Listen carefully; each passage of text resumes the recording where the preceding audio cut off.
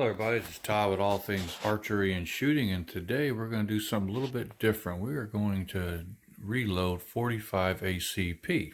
Okay, my last video I did with Acme bullets, they had a couple of people question what do I load my bullets with and how do I load them, so I figured I'd do a video on that.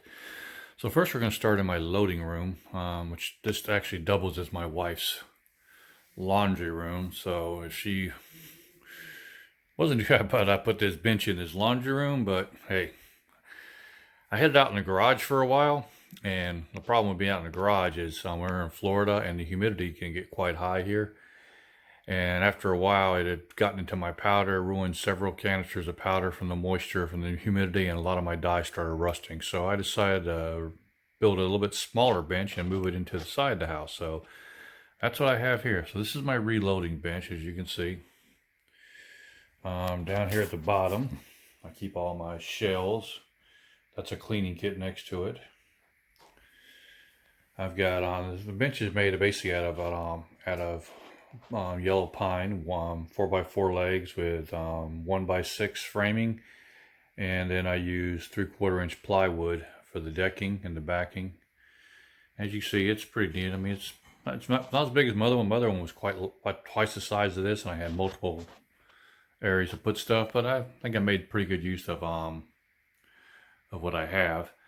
You can see I've got my different powders, a rifle, got some primers there, there's my dyes, and one of my most popular dyes I use. I got some ammo boxes up top there. Okay. On the bench here, I went ahead and I put I got an AR-15 rifle mat that I'm loading with. So it keeps everything nice and neat on the bench. I also have some outlets in the back that were already on the wall. I just cut out the bench for them so I can plug stuff in and work with. The press I use, it's a Lee single stage press. This is their C-frame type press, probably their least expensive press they have. That's my coffee, by the way. I'm a big Harley Davidson fan, so one day I'll do a video on my Harleys. I got a couple Harleys out there I ride all the time. Anyway, I get a lot of my buddies come over and they look at this and they laugh at my little press, and I said, this thing will load anything that your big fancy press will load, but about 1/5 the cost. I think I paid $35 new for this press shipped. And I've loaded everything from 380 ACP, 223, 7mm Magnum, and all the way up to 300 Magnum with this. So, but I mostly load 45, 9, and 38 Super and 10 on this, and I mostly on rifle I load with my 308 hunting rifle and my 5.56. I'm mostly loading that. I do have other rifles, but I have loaded bigger cartridges on this, so this little press will handle it just fine. And I like Lee components, mostly because they're not a lot of money. I don't believe in spending a lot of money if I can get the same product that's just as good. And all their components are always outstanding. They're excellent products, and they won't break the bank, you know, like RCBS or Hornady or Lyman will. I've never had any issues with these. I do like the Lee dyes better than most other dyes just because of their powder through dye, because I don't really use a powder drop. I do volume loading, which means I use a scooper for all my powder, which we'll see shortly. Only thing I do individual metered powder loading is with my competition rifle when I shoot long range rifle. And I don't do that as much as I used to, but I do try to go down to the Mormon Ranch about once a month down in South Florida by Lake Okeechobee. I'm always in North Florida, just so you know where I'm at, and it's about a 5-hour drive, but they have a 1,000 meter range down there. They do shoots every month down there, so I go down there and shoot long range rifle.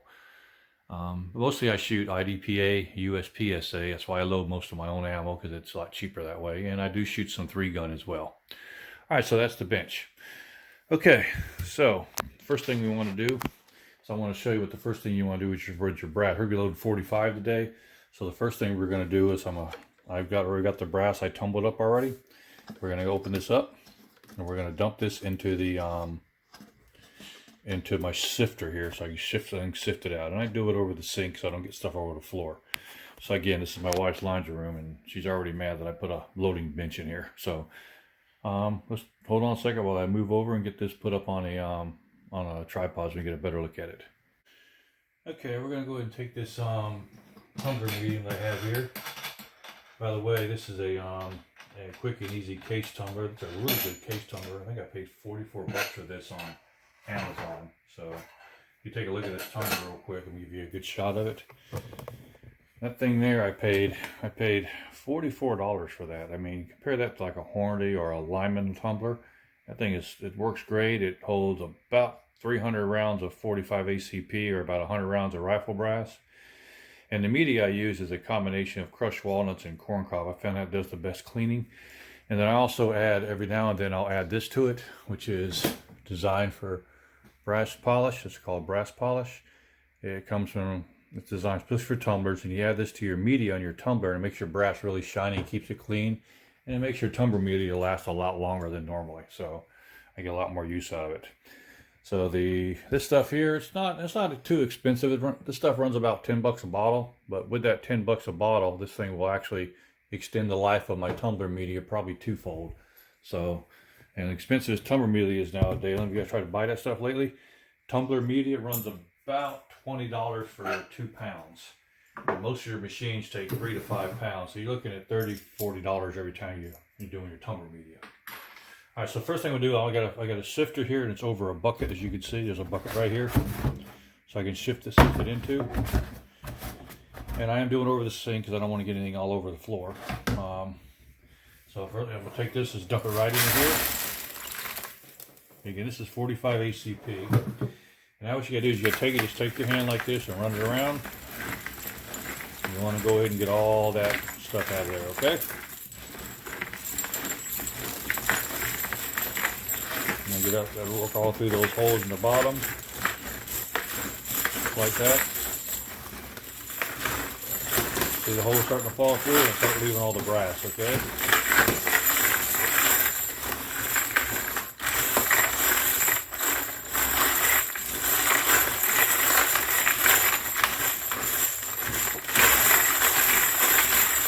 That stuff smells really good too.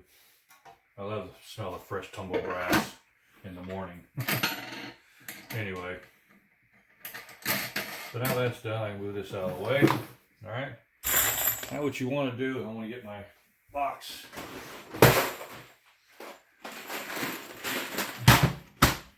This box right here that I'm going to show you, that I'm putting down right here, this box right here, this is all of my brass that's already tumbled.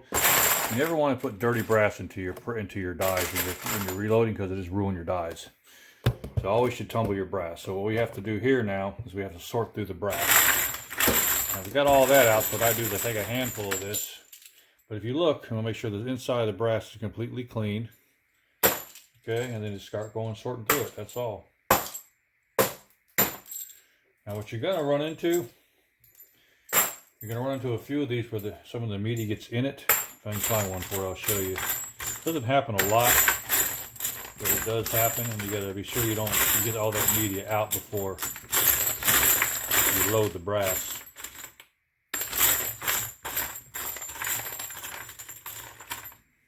Yeah, if you can look down, see if you look down there, we can see that down in there.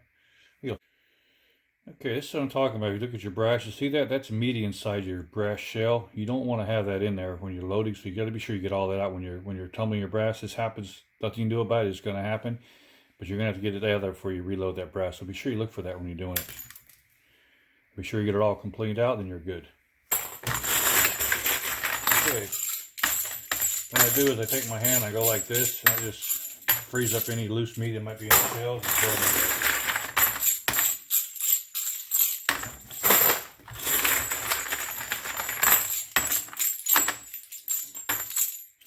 As you can see, the shells are nice and clean and shiny. I mean, look at them. They look like brand new brass. So these are all once fired brass. Ooh, got a 9mm in there. Look at that. See that? Gotta be careful of that too. I really had a 9mm in there. But make sure all your brass is clean. See, they should be nice and clean inside. Okay, good. All right, done.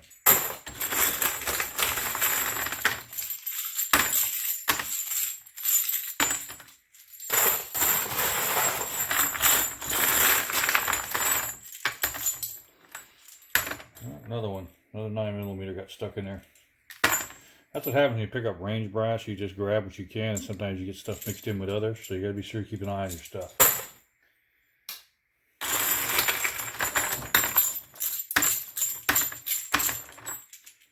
Look at another one. Look at that. Okay.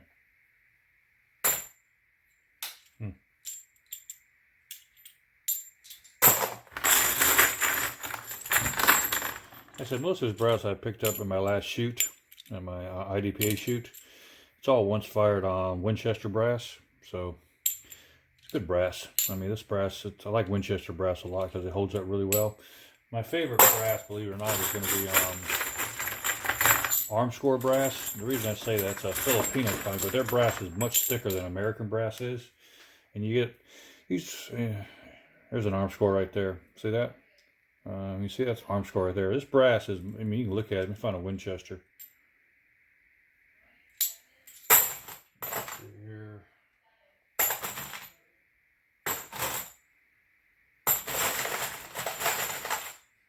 There you go. See the Winchester and the arm score? Okay, move this like this and get a better look at it.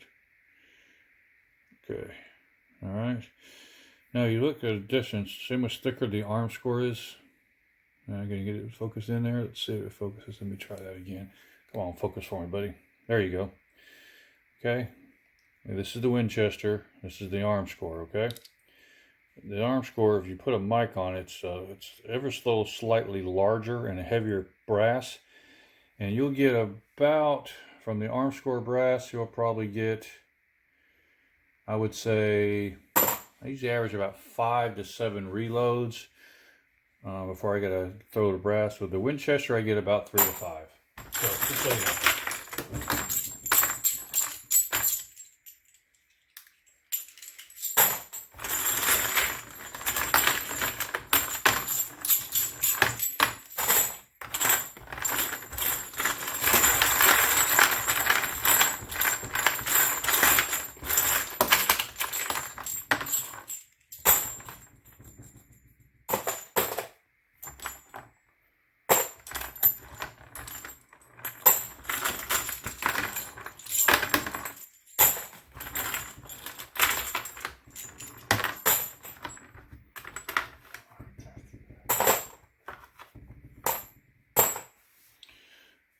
Okay, we got all of our brass in there now, so we can start our loading project. Okay. Okay. First thing I do before I do anything, I take my freshly cleaned brass that I have here. Okay, and we get it set up on a loading tray. This is a loading tray. It's designed for holding different calibers: 45, 380, 357, rifle cartridges, whole 9 yards. Okay. Now I'm not going to really be concerned about the head stamping on each case because I'm not shooting a rifle. I'm only shooting, these are pistol reloads, but on my rifle reloads, I would be sure that I match the head spacing casing names. So, for instance, Winchester, I would not mix Winchester and Remington, for instance. It'd be all Winchester brass reload for my rifle. But on pistol, it's not really concerned because most of your discs are like 25 yards, so I'm not too concerned. I mean, honestly, I've tested the theory that if you use different type of brass from different manufacturers, it'll throw your point of aim off. And maybe so in long-range rifle. That's why I do it in long-range rifle. But I have tested it in pistol, and honestly, there's no difference in pistol. Okay, I mean, I don't think pistols care really. So anyway, so we're gonna sit here and go ahead and add all these in here. This tray holds 50 rounds. That's what we're gonna be loading today. Is 50 rounds. Okay. Yep, here we go. Take us a few seconds. All right. Always keep your work area clean too, especially working with explosives like gunpowder and primers. You don't want a lot of mess around your work area. They'll get in your way because you don't want an accident to happen. I've never had one with reloading, except for the occasional squib load, which is a load that didn't have quite enough powder in it. So, but otherwise, I have known people that have, I mean, done stupid things around a loading bench. I mean, I was at a buddy's house of mine one time. We were loading up some pistol rounds for a competition coming up. And we got all this powder laid out, and he's shooting one caliber, I'm shooting different caliber. So, of course, we got multiple powders and primer styles out, even large. And I think I was shooting 45 at the time. He was shooting 9, so that takes a different type of primer. One's large, one's small. It takes a different type of powder too. So he had a pretty good size. He's like a big L bench that he built, which is kind of nice. He had a big garage, but his garage was AC, not like mine. And so I was on one side loading 9mm on a progressive press, and he was over loading. Loading 45 reverse press. He was over on his press. He had a little an orange crush press, an O-frame press. He was loading some of his 9mm on.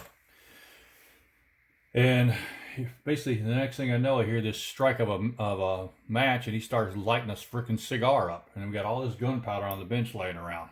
I'm like, are you freaking kidding me? I mean, this guy's got a stogie in his mouth, and he's loading ammo. So I politely told him, I said, listen, you're my buddy. I like you a lot, but you need to put that cigar out and do it out there. We are loading gunpowder. Let's not play around. So I do this all the time. It doesn't know, it won't have us. I don't care. Not while I'm here. I like my life. So, like I said, some people do stupid things. I don't. I be sure to keep my area clean and make sure there's nothing in the way when I do it. Okay, we're going to put away our brass now. All right, we have 50 rounds in this tray here. Okay. All right, this tray here now has 50 rounds of ammo in it, as you can see. All right, it's completely loaded up. All right. Now, what we're going to do is first thing we're going to do is get our die set out. This is our die set. Okay, it's 45 ACP. And I keep the dies in the original case they came in so they stay clean and straight. And I always clean my dies when I finish. Okay, so there's my dies. Okay, can you see that? That's all my dies right there. All right, so set that down. Okay. All right, let me go ahead and twist this around a little bit better so you can get a better idea. Okay, good. That's even better. Okay, good. All right, now what we're going to do now, I'm trying to get this camera angle the best I can for you guys so you can see everything. But first thing you want to do is you want to use your decapping die. This is your full-size decapping die here. It's got a little pin in it, punches the primer out. You can adjust it. It's also carbide. So technically you don't really need any, you see a carbide ring right there? It doesn't really, we should focus on, there it goes. That carbide ring right there, you technically don't need any lube with this. But me, I don't really put a lot. I lube about once every 10 cartridges just to make the reloading process a lot easier. But this is your carbide die, really doesn't need lube. It's 45 AC, it's also your full length sizer too. Now the way you install this, okay, is I'll back it all the way out so you can see, okay? All right, you want to bring your handle all the way down, okay? Well, first thing, that's your shell holder right here. That's one thing I like about Lee. They also supply shell holders with all their loading dies. Because these shell holders cost you extra money for like RCBs and Hornady, and they're like $8-10. It comes in the Lee die case. So anyway, what you do is lower this all the way down to the arms in full extension. And you screw this into here, okay? And you want to screw it till it just touches, all right? And then once it touches, start seeing your handle move there. See your handle move a little bit? You want to stop. You want to turn it up. Then you want to turn it one full turn in, okay? And then tighten it up right there.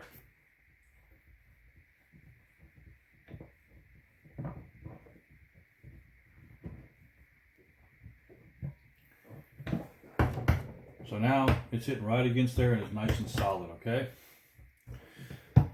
And it tells you, gives you full, if you look at one other thing about Lee die, it gives you some really nice instructions. I mean, these are nice glossy page here. It tells you everything you need to do, how to do it, okay? So like it says, full length sizer, screw in the full length die until it touches the shoulder, then lower the ram and screw the die in 1/4 to 1/3 of a turn, okay? So, pretty easy. Now,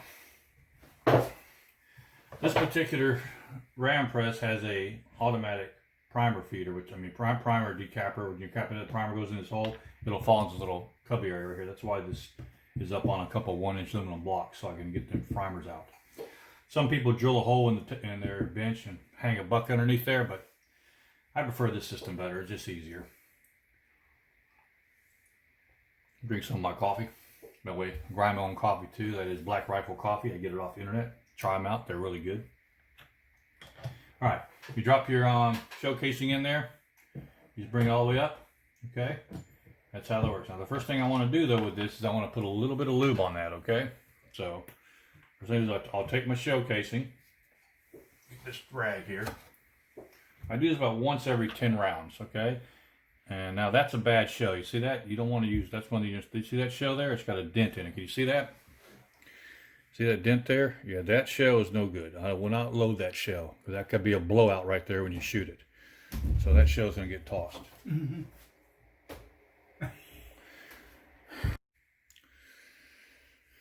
Okay, anyway, back to what I was saying. This is the shell right here. See that big ding in the side? You got to inspect your shells, make sure they're all good, okay? Now, I didn't notice that when I pulled it out and I was looking at them, so this is no good.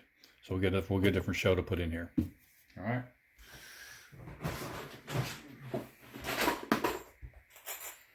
All right, here's another good shell. This one's fine.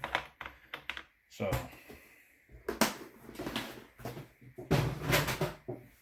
okay. All right. While I'm loading, I'm also looking at the shells. I'm looking for stuff like splits in the top of it. I'm looking for dents in it, things of that nature, bad blown primer holes. So that's what I'm doing. I'm looking at these shells. That's, okay. One thing why I like a single stage, because you can actually examine each shell individually instead of like a progressive where you really can't do that. Now what I'm going to do is I'm going to put a little bit of lube on here. Not a lot. Just a little bit. Run it around with my hand. Okay. Just like that. Okay. Now, the reason I'm doing this is because even though this is carbide dye, it really doesn't need lube. The lube on this dye, on that shell, will actually keep the carbide dye clean and make it and won't cause scratching. Sometimes carbide, you know, it's stronger than brass. It does get imperfection. It will start scratching your brass if you don't keep it somewhat lubed. And there you go. I'll wipe off that excess lube now. Now I've got some lube inside the carbide dye, so it's not going to go anywhere. There's a shell. See, it pops the primer out just like that. See that? Can you see that? It pops the primer right out. We are good to go. All right, I'm going to go ahead and we're going to do a few more of these same way. Just put it in there, push straight down, just like that. And if you notice, the primer drops right into here. See that?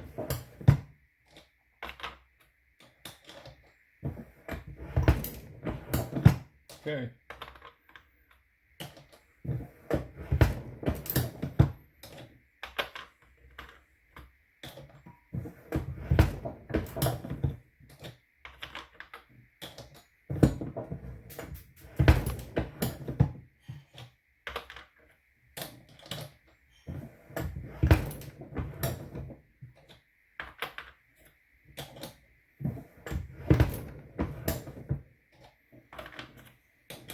Okay. Alright, it's 10 rounds been decapped. Here's a look at the old primer. You want to see what the primer looks like. Here's the old primer. See that? That's your old primers right there. You just pop out. Okay. Alright. Alright, now I got to run through 10 shells, do the same thing. I'll lube my 10th shell, which is right here. Again, look at it real good. Make sure there's no dents or dings or damages to the shell, which I don't see any. Add your lube. And just put it on like that. Again, I do this about every 10 shells. And just run it in there. Alright. Okay, I'm going to finish up the rest of these 50 and then I'll get back with you when we start doing the next process. Okay, well, I've just got on my last set of brass here, the last line, set of 10. Again, I'm going to go ahead and put a little lube on this one. And we're going to finish up this here sizing part of the job. This is the decapping and full length sizing of the brass. So, I want to also, if you guys like these reloading information I'm putting out, this 45 ACP. If you think so, I'm thinking about maybe doing a reloading series because I do shoot a lot of cartridges and I do shoot competition quite a bit. I mean, I shoot 308, 5.56. 300 Win Mag for long distance rifle, 6.5 Grindle for long distance rifle. I load all of those calibers. I've actually just got a new 6.8 PPC I'm trying out now, which is a new cartridge that I've come across. Found it at believe it or not, at a pawn shop that I usually frequently has pretty good reloading supplies. They had it sitting on the rack there, so that's a nice little weapon. Something like it's a 6.8. It's a good little cartridge. Good long range cartridge. I'm waiting for some loading dies to come in for it now, so I'm going to start loading those. And I use 308 for my Springfield for long range shooting. I'm also load 45, 9mm, 10mm, 40, 3-7, 38, 380. I do a little bit of 32 also.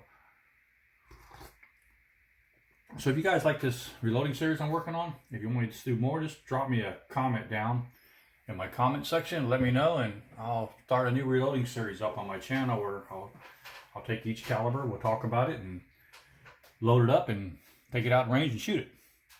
All right, so now that part is done, which is the full length sizing and primer decapping. You see, you finish up with, you got one case here. Looks like this, nice and clean, all fully sized. Now here's your see inside that hole there? That right there is your primer pocket. It's got a lot of burnt carbon and stuff in it. You want to get that cleaned out. You don't got to do it every time, but I do it about once every, I don't know, maybe once every 3 reloads I'll do it on the brass. And what you use for that is this tool here. Okay, you see this? This tool right here, can I get it in focus for you? Come on, focus on it, please. There it goes. See that? That tool there, it's got a large primer pocket and a small primer pocket cleaner and deburr. So basically what you do is take your brass, and you take it like this here, okay? And let me do this a little better for you so you can get a little better idea. Take it like this and get it in focus. Get that in focus now? Yeah, okay, good. And all you do is you take it and you twist it like this. Now, with that being said, see there? Did it clean up? Yep. Now let's see, take a look at it. And I need to get a real camera. Using my phone's kind of hard, but there, see how nice and clean that is now? Get all that carbon's out of there. That's what you want to do. But I've also got a better way of doing that. So, my better way of doing that is I take a cordless drill. And I place it in my cordless drill. And then be sure you put your drill on, like, if it's on like 7, 5, 6, 7. You don't want to go too fast with it because you actually cut right through that brass in the bottom, because that brass isn't very strong. This is solid steel here, so we'll cut through it. But I just take it like that, and I just go like this. Bingo, clean. And I'll do that on all the brass. Like you see there. You see that? Okay.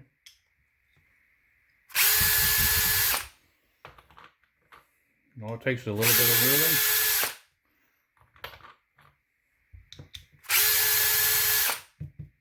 And it cleans it right out.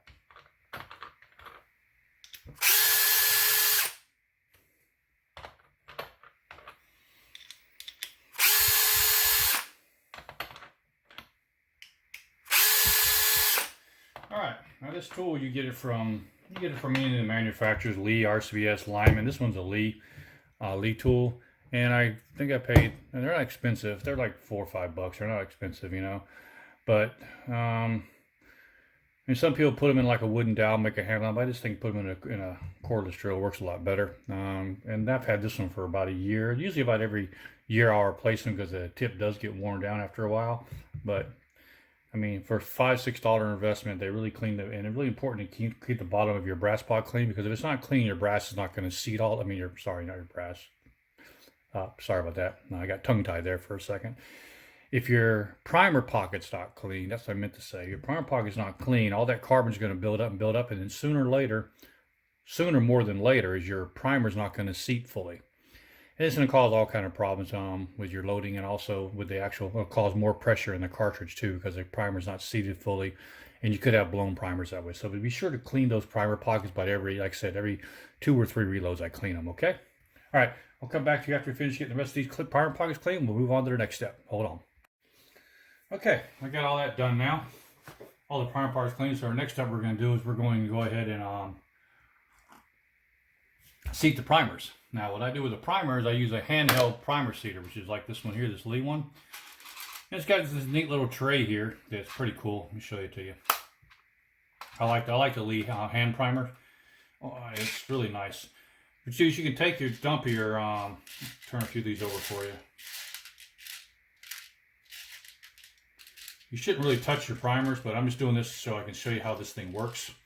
You really shouldn't really touch your primers. You'll leave oils on them, but you just dump your box of primers in here. As long as you shake this like this, just go like back and forth, and it actually turns your primers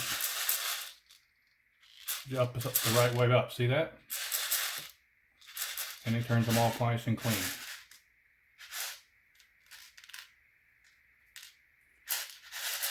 There you go. See, now they're all turned up.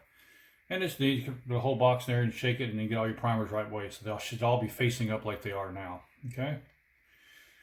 Now this goes on a certain way. It's like a twist on. So you put it in there like this.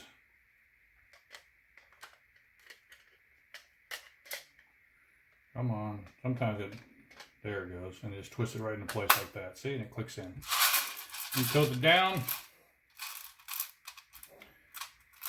This has a shell holder on it right here. And essentially all you do is you take your shell, your clean primer pocket, and you stick it in here just like this, okay? Then all you do is you squeeze it, and you'll feel the resistance on it going in. And take it off and run my finger across it to make sure it's flush, okay? That's pretty much it on that. One more time. Good. Primer goes into here. Squeeze it. Take it off, and there you go. Makes it nice and neat. All right.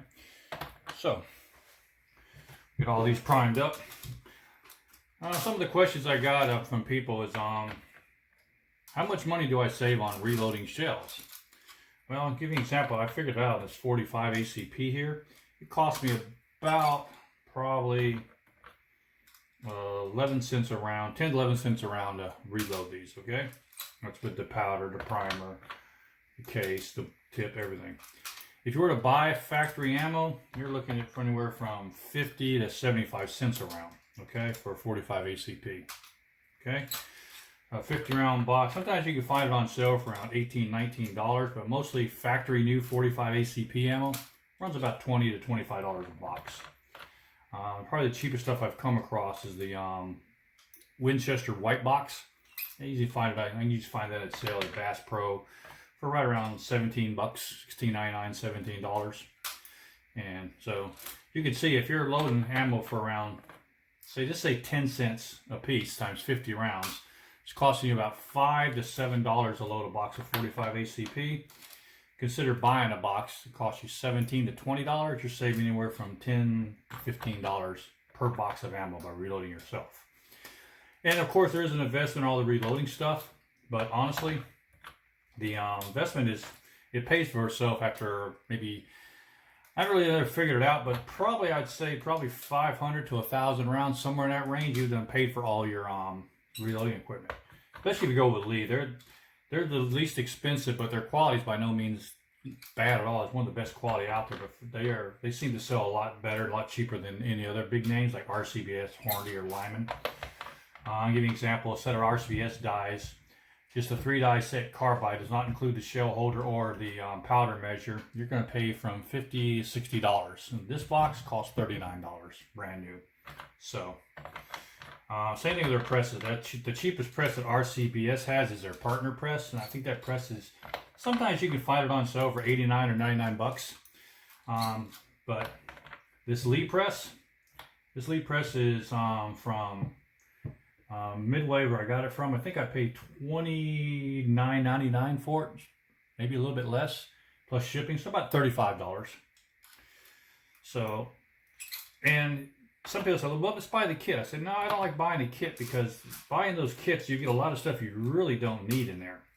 Stuff that's not really needed and costs extra and you're paying for it. You think it's in a kit, you're not paying for it, but you actually are. Those kits they run from $250 to $350, and believe me, most of that stuff in that kit you really won't need. So what I found, at least works for me, is that I will I'll buy what I need individually. I bought the press, and I'll buy the dies, and I'll buy a powder measure and things of that nature. Okay, so all right, let's see what I can tell you. Another question I asked, how fast can I load ammo? Okay, that's a good question. That all depends now. If I'm just doing pistol ammo like I am now, usually 45, 9mm, 357 for instance, I could probably do, if I just, maybe 100 rounds an hour, maybe a little bit more. Rifle ammo, that's a different story now. Rifle has a lot more steps involved in doing rifle ammo, because you got to lube the case, you got to full size it, and you got to trim it and everything else. So you're probably looking at maybe I think about 40 rounds an hour I can do rifle ammo on a single stage press. And they said, why don't you get a progressive? I said, well, I don't like progressive presses. Sure, progressive presses you can do 200 rounds an hour if you want, but honestly, I reload more this for relaxing and de-stressing because I prefer a single stage. It makes me, I come to this room here and sit down and reload. It clears my head. I'm thinking on this and I just enjoy it with a single stage better, taking my time and doing it right. So, I mean, not to say the progressives are bad, which they aren't. They're really good. They are expensive, and maybe one day I will get one, but as of right now, I shoot an average of 200 rounds a week. Is what I shoot on my private range. Usually I'll load up that 200 rounds on the weekend. Like I'll get up in the morning like it is now. It's early Saturday morning. And I'll sit here, drink my coffee, and I'll load up 200 rounds and then head out and shoot for the weekend. And sometimes on rainy days when nothing's going on or I can't shoot, I'll just come in here and reload just to have some excess stock. So I've probably got a couple thousand rounds of reloaded ammo sitting in my ammo locker, and maybe about half that in factory ammo. So anyway, the biggest thing I find about reloading is finding the right powder, especially with this COVID thing. A lot of the components needed for reloading are hard to find, like primers, but especially powder. For some reason, usually powder was the easiest thing to find. Usually it was primers were hard to find, but it seems like now it's powder. I mean, I've been looking, I'm almost running out of my, we'll show you powder in a minute. I'm fixing to run out. And I'm trying to find some more. Everyone's out of stock right now, waiting for it to come in. So I think in the future, I'm going to, instead of buying 1 pound canisters that I normally buy, I think I'll buy the 5 pound canisters just to have them. Because powder really doesn't go bad as long as you keep it dry. And so, okay.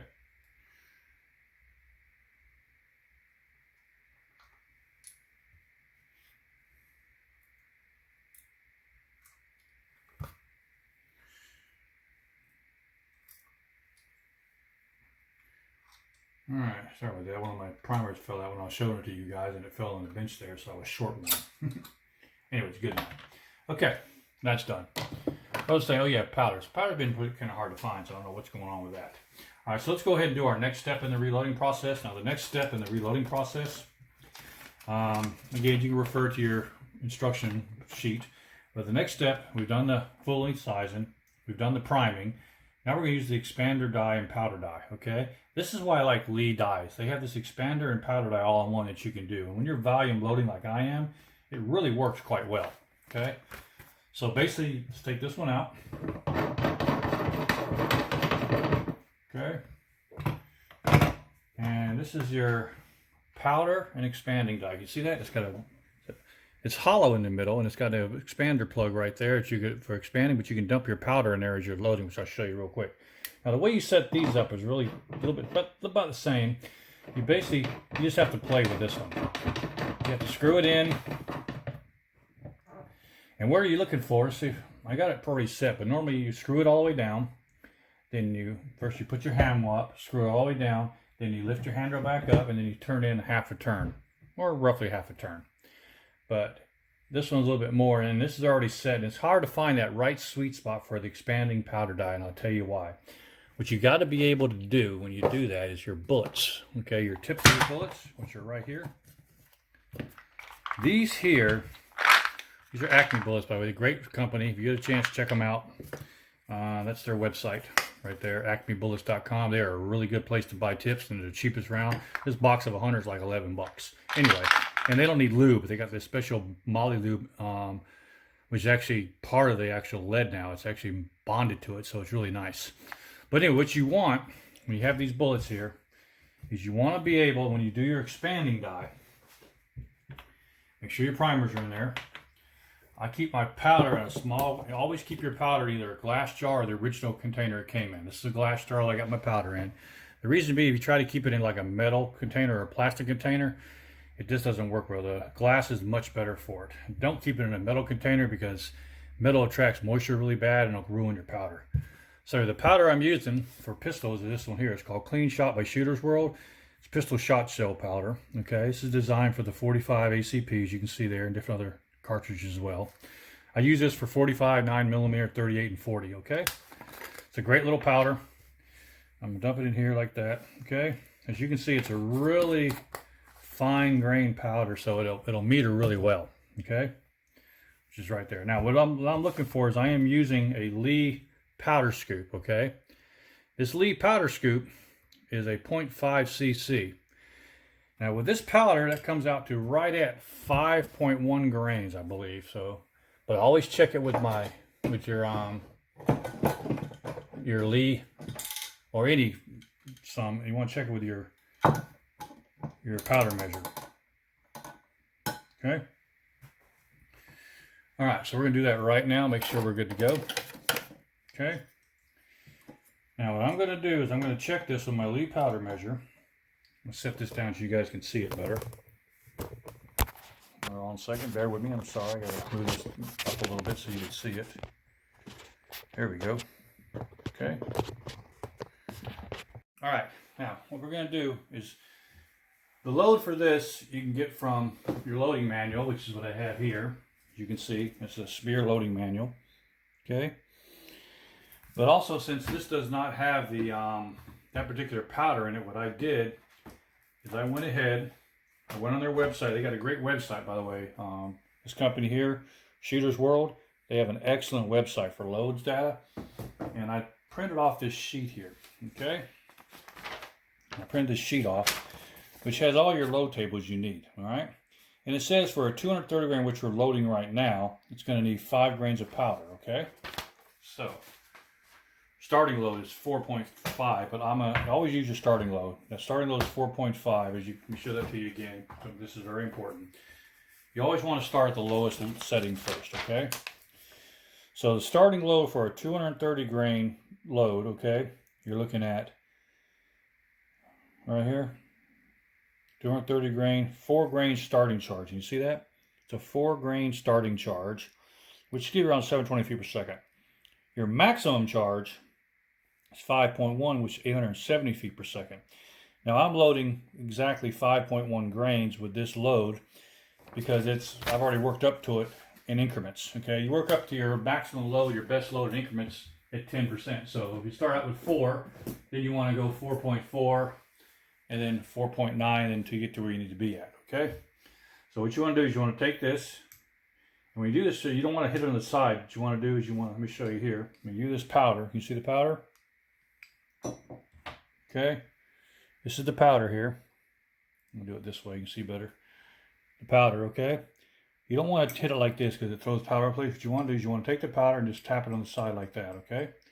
Now what that does, that completely levels out your powder. Now we'll drop our powder into here, okay? You double check our measurement. I already know what it's going to be, but I wanted to show you how to do this. Now I've got my ball at 0. Now what I do is I take the grains and I slowly move it up to right around 5, okay? There we go.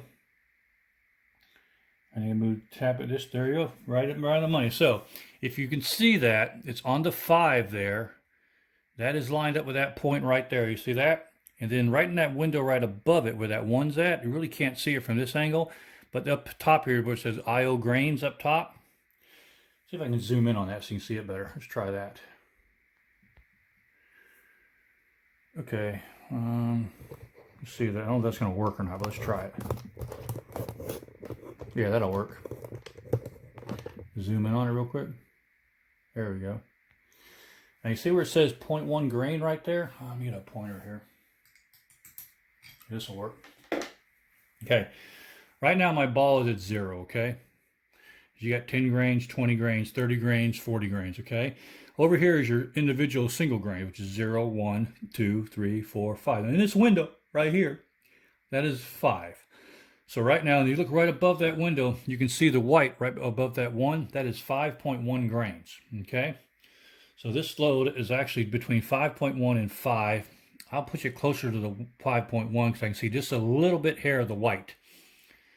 So this is roughly a 5 grain hunting load, but it comes out close to 5.1. So right in the middle, okay? So we know that this will give you the proper volume of 0.5 cc. In case you didn't notice, Lee was smart. Their 0.5 cc with most powders will give you 5 grains. So another thing to look at there as well too. All right. So now we've checked our powder, made sure it's right. We can put our scale back.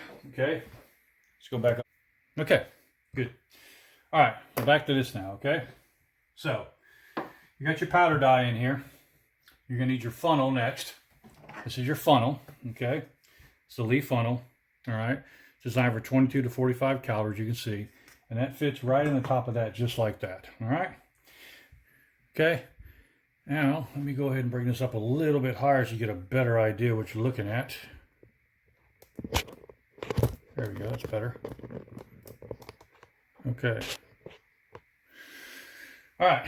Now, what you want to do is you want to bell the mouth of this so your bullets. So right now it won't fit in there. You see, it won't fit at all. So you want to bell this mouth so it fits. Okay. Right here, the mouth area.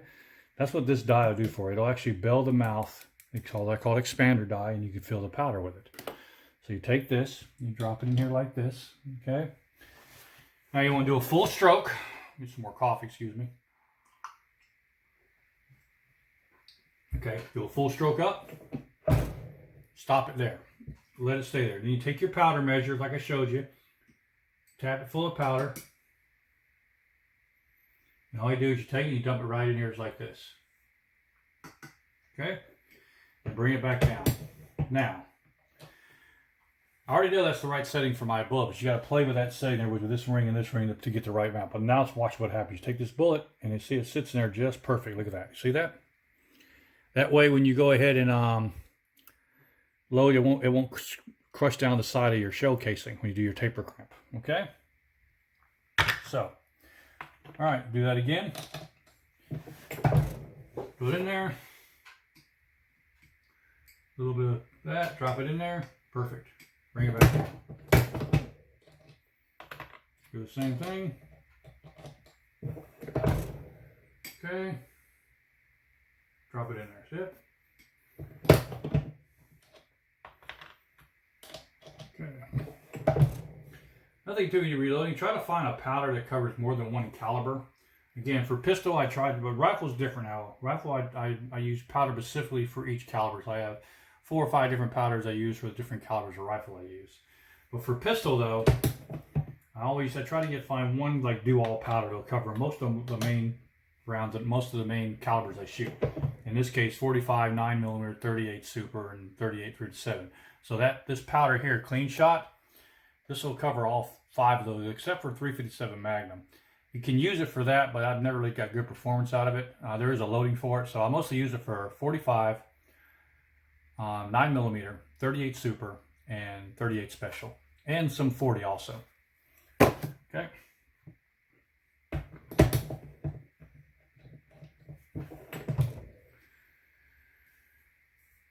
And that way you don't spend a lot of money on powder, because powder runs about $20 a pound, so you don't want to have 10 different types of powder sitting on your bench. Then you've got a lot of explosive stuff on your bench, and secondly, you've got $200 worth of powder on your bench that you really don't need to have.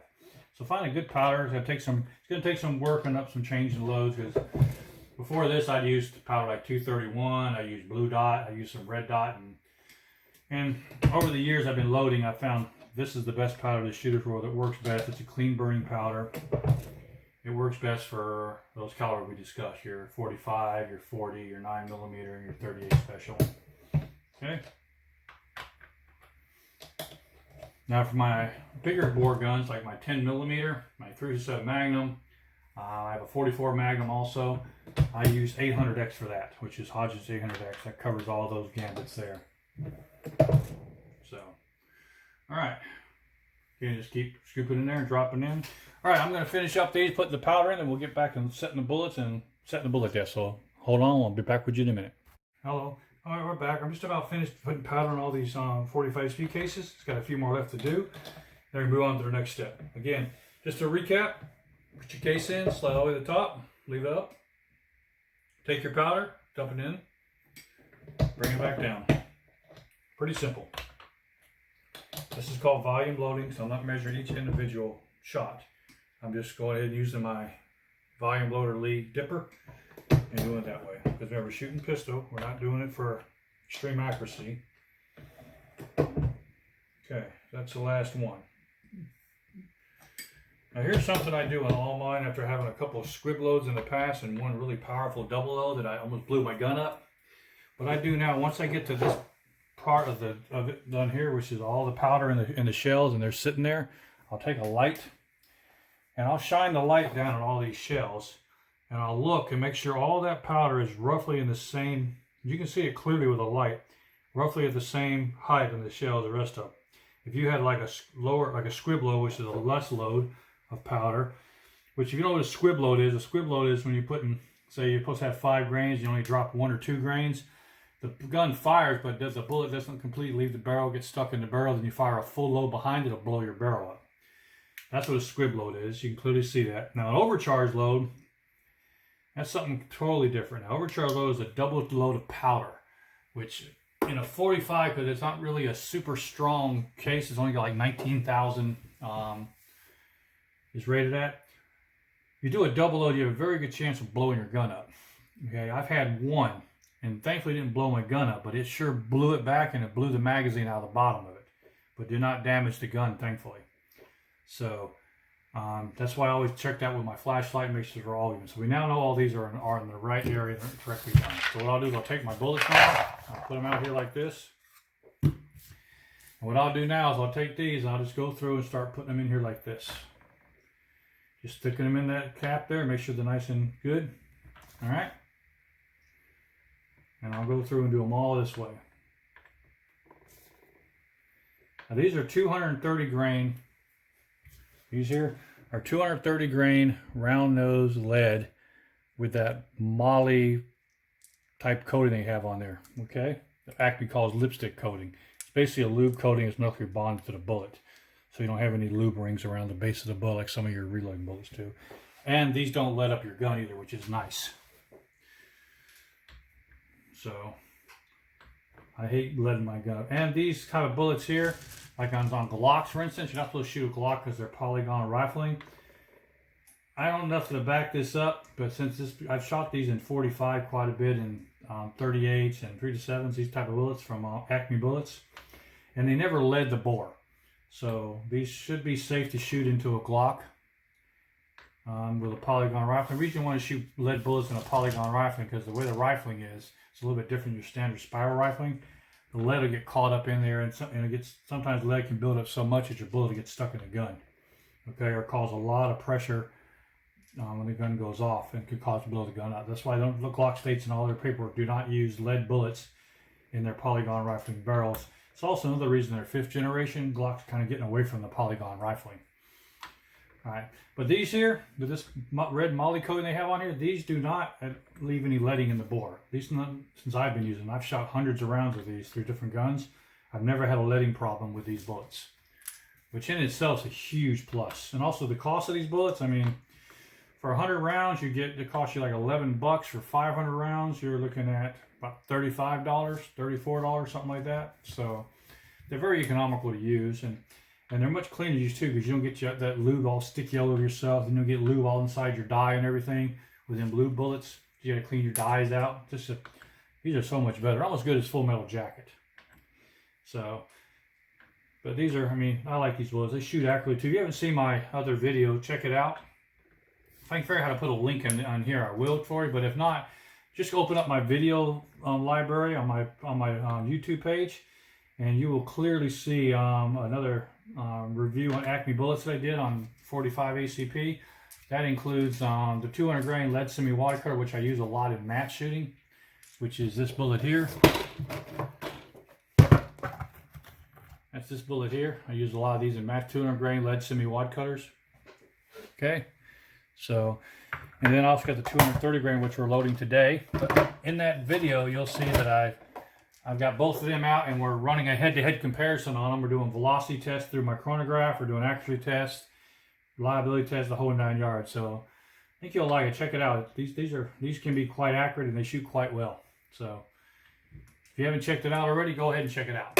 Okay, so now we got all those in there. Now we have to do is we have to put in our bullet seating die.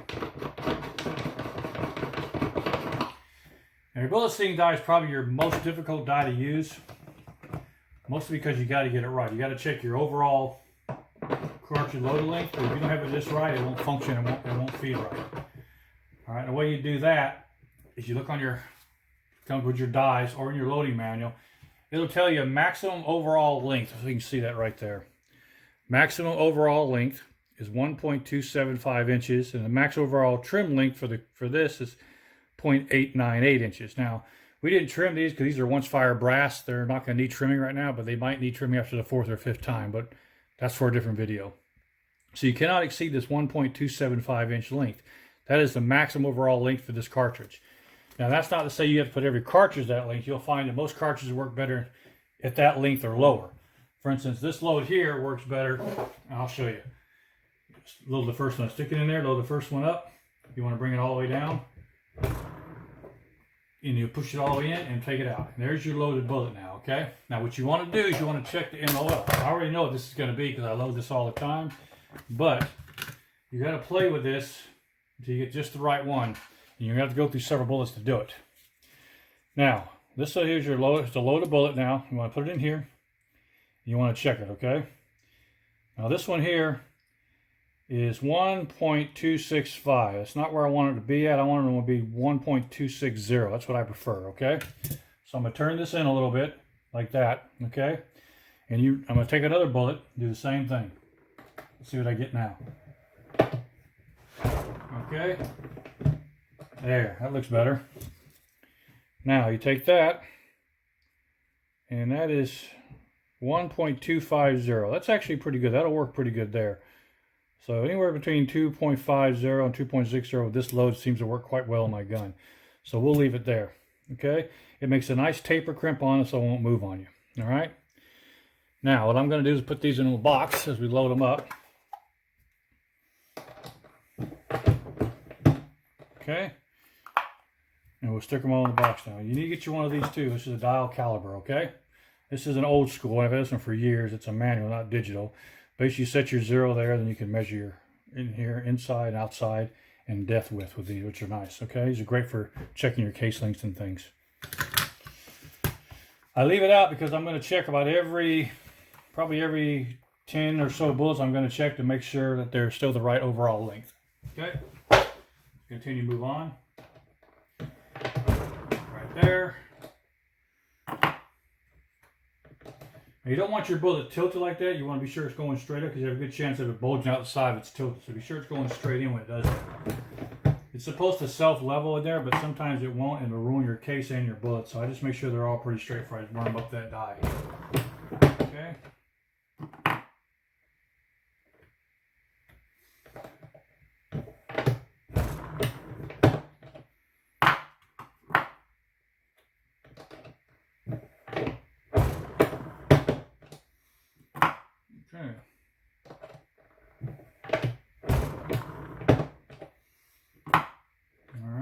Going here.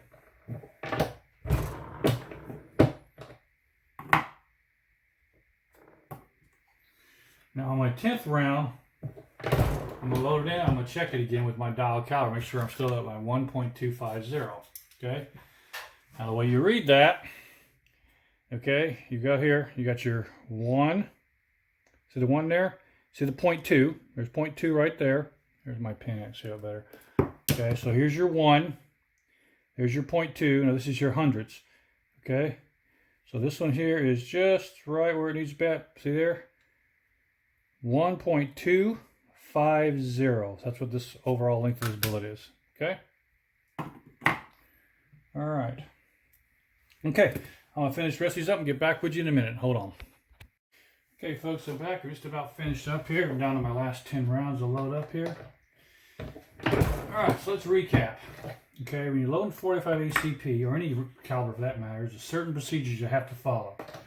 The first being, be sure to clean all your brass. Get you a good tumbler, like the one I have over there, the Frankfurt Austrian one. I got it from Amazon for 44 bucks, so you're not going to spend a lot of money on that. Get you some good media, too. I find that corncob and walnut media mixed is the best cleaning agent. Seems to last so long, but they have other things out there. They got all different types of media. I don't use the stainless steel pins media because all that service, I mean, it works, but it really dings up your cases, and I don't like it. And it's also extremely heavy, and it burns out your tumbler pretty quickly. So I don't recommend using that. I'll stick with the walnut and corncob medium mix. Okay. Once that's done, it takes about an hour to an hour and a half to tumble all your brass, get it nice and clean. Go through, and when you empty it out, sort through it, pull out any bad brass that you come across with split necks or dents in it or dings. You don't want to use that brass. Then you want to come over to your loading bench. As you can see, we just finished 50 rounds. They're right here. There's 50 rounds. I always leave the last open so I know what kind of bullet tip I'm using. All right. So this is 50 rounds of 230 grain. All right. So first thing you want to do is you want to go ahead and use your full-length sizer and decapper. Okay, we'll review that real quick. This is your full-length sizer and decapper. You can always tell the decapper's got the little pin sticking out the bottom of it, all right? Okay. Next thing you want to use is you want to use your expander and your powder through die. I like Lee's powder dies because they have this powder through feature, which is really nice for charging your cartridges. Okay, that is your second die you use, okay? This is your third die, which is your bullet seating die, okay? Also, don't forget you got to prime each of your cartridges, so you're going to need a good priming tool like this Lee hand primer, okay? These run about 30 bucks. They're really good, okay? They come with large and small rifle priming tubes, okay? Now, probably the most, and after, okay, let's take on it. So we do our full-length sizing and primer decapping first. Then we do our expander die and powder through die second and charge cartridge. Okay, then we do our bullet seating die, and we seat to maximum overall length of 1.275 or whatever your loading manual has. Be sure you get a good loading manual. I use Spear, but I've also got other ones like Hornady's. I've got Lyman's. I got several loading manuals I use, but I like the Spear one the best, okay? And before you do all that, you be sure you prime all your cartridges, okay? And be sure you're using the right primers. Like 45 ACP uses what they call large pistol primer. So here, these are large pistol primer by CCI. Now they also have large rifle primers, but you don't want to use large rifle on pistol, okay? And then of course they have your small pistol primers as well too. So be sure you're using the right primer for the right cartridge, okay? If you don't know, look at your loading manual to tell you which ones you need to use. All right. So last thing we do before we finish up, now that it's all done, we're going to clean up our work area. I always take my dies and I always wipe them off to make sure there's no grit or gum on them. I can keep my dies clean. So I get a rag and I wipe them all off. Okay. That way your dies are your tools. If you take care of them, they'll last. They'll stay with you, okay? Don't do like I did. Like I said, I had this stuff in the garage before and it ruined my dies. They got all rusty. They wouldn't just right and ruined my powder. So that's why my loading bench is not in my garage anymore. And it's not now, it's just the Florida humidity is really high here, and it's nothing to do about that. Unless I insulate and AC that garage, which I'm not going to do. I keep my cars and my motorcycles in there. So I commandeer my wife's laundry room. But take my advice. Before you do that, don't do like me. Ask her first, because I went ahead and did without asking her. And it was not pretty. So anyway, she got over it, but she was not happy about it. So anyhow, so I'm going to clean all of our stuff up. Okay, make sure everything gets cleaned up and put away correctly. All right, this just pops right out, slides in and pops right out. Again, wipe it off really good. It's got a little spot in the box for it, that way you know where it's at next time.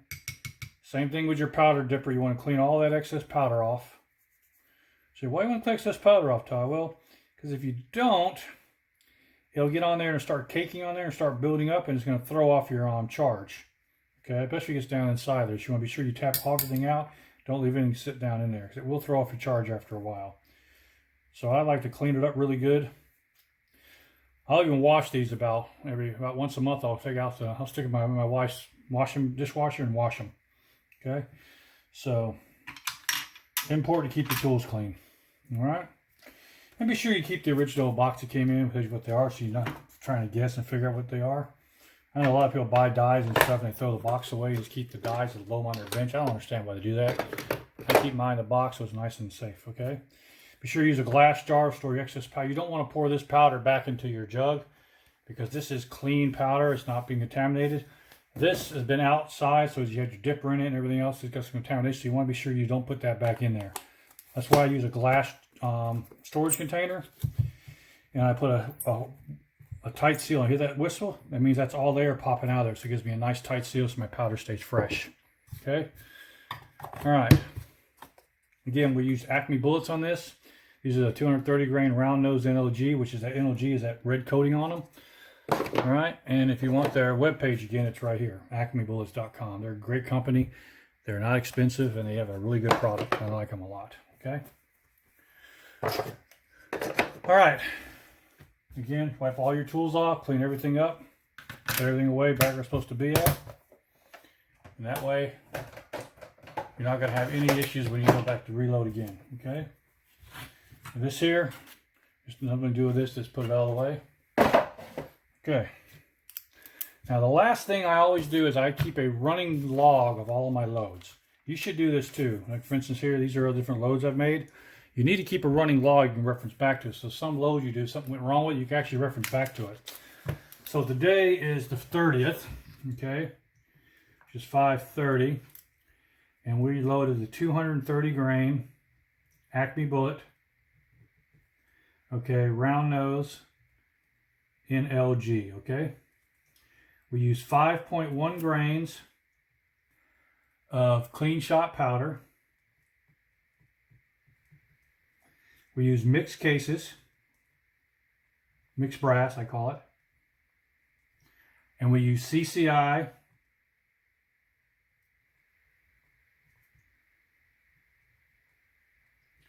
large pistol primers. Okay, and then we used, that's it. And we go overall length is going to be 1.250 overall length. Cartridge OAL, cartridge overall length. Okay.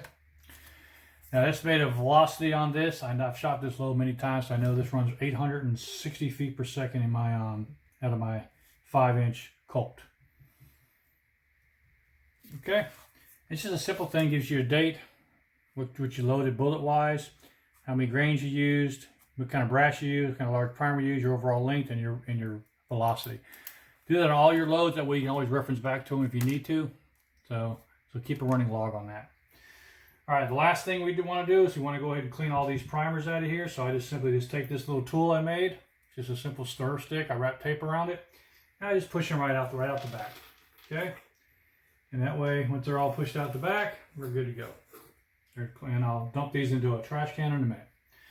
All right. Well, I hope you enjoyed this series. If you guys like this loading series, let me know, and I'll start a whole brand new reloading series up. We'll load different calibers for each one. This will be the first of many if you want me to keep continuing this. Like I said, I've got 9mm, we got 380, we got 3-7, we got 38, we got 38 Super, we got 10mm and 40 I can load up. And rifle cartridge, I got several rifle cartridges to load up too. So I'll start a reloading series, and we can each time I'll do a different caliber. All right, well, I hope you enjoyed this. If you did, please click that like button for me. And if you haven't already subscribed, please do so. If you got any questions or comments, please drop me a line down the bottom. I'll be glad to answer them the best way I can for you. And again, this has been Todd with All Things Archery and Shooting. And until next time, ciao.